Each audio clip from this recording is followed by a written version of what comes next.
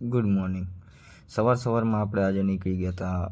2 ગાડી ઇન્સ્પેક્શન કરવાની હતી. આજે 2 ગાડીનો સ્લોટ બુક હતો, એટલે આપણે નીકળી ગયા હતા ગાડીના ઇન્સ્પેક્શન માટે ઓફિસથી સીધા લોકેશન ઉપર.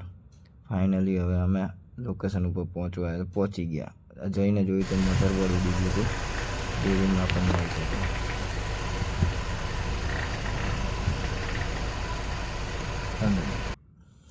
સીટ નીચે જુઓ તો બધી જગ્યાએ રસ્ટિંગ હતું. મને ગાડીની અંદર બેસતા જ એવું લાગ્યું કે ગાડી વોટર ડેમેજ છે. વધારે સમય પાણીમાં પડી રહેતી હોય એ ગાડીમાં આવી કન્ડિશન થઈ જાય. સીટ નીચેની બધી જગ્યાએ રસ્ટિંગ આવી ગયું હતું. ગાડી ઓવરઓલ રફ કન્ડિશનમાં હતી. ખાસ એટલું કંઈ હતું નહીં ગાડી લેવા જેવી. નીચે કોઈ એન્જિન ગાર્ડ નહોતું. રાઉન્ડ કટ સ્ક્રેચ હતી ગાડી આખી. Bumper damage. ફેન્ડર નવું નાખેલું હતું રાઈટ સાઈડનું.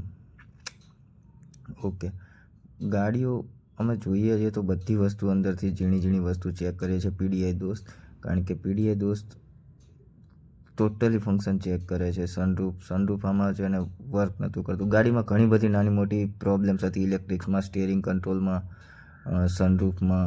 સનરૂફ પ્રોપર વર્ક નહોતું કરી રહ્યું. આ દરેક વસ્તુ અમે ચેક કરીએ છીએ, જે કસ્ટમરનું ધ્યાન ના જાય આ બધી વસ્તુ ચેક કરવામાં. પણ પ્રોપર સનરૂફ વર્ક જ નહોતું કરતું. પછી આપણે આનો વિડીયો બનાવીને કસ્ટમરને દઈ દીધો કે આ પ્રોબ્લેમ છે ગાડીમાં. પછી આપણે આવી ગયા હતા એન્જિન ચેક કરવા માટે. એન્જિન કંપની ફિટેડ હતું. એન્જિન કંઈ ખુલેલું નહોતું. ક્રોસ મેમ્બર ચેક કર્યા. કોઈ એક્સિડન્ટ નથી ગાડી, પણ જે છે એ વોટર ડેમેજ હતી. આઈ થિંક વોટર ડેમેજના હિસાબે બધી જગ્યાએ રસ્ટિંગ હતું ગાડીમાં, નીચેની અંદરના ભાગમાં ને ત્યાં. એટલે આપણે પ્રોપર ચેક કર્યું. ગાડીની સીટો પણ પ્રોપર હલતી નથી.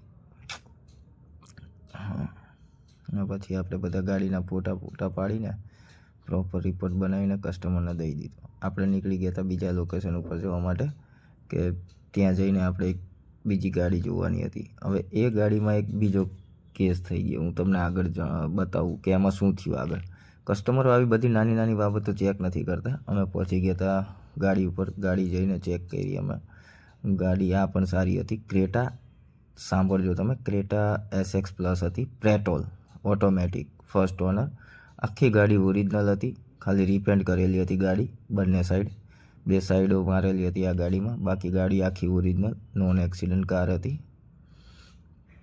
પણ આમાં પ્રોબ્લેમ એક જ હતી કે ગાડી પેટ્રોલ હતી અને RC બુકમાં ડીઝલ આવી ગયું હતું. હવે આ બહુ ટ્રાન્સફર વખતે મોટો ઇસ્યુ આવે છે. તમારે સુધરાવવું પડે છે. જે તે ઓનર હોય છે ફર્સ્ટ ઓનર, તેમને આ ગાડીમાં ચેન્જ કરીને આપવું પડે, નકર ગાડી ટ્રાન્સફર થતી નથી.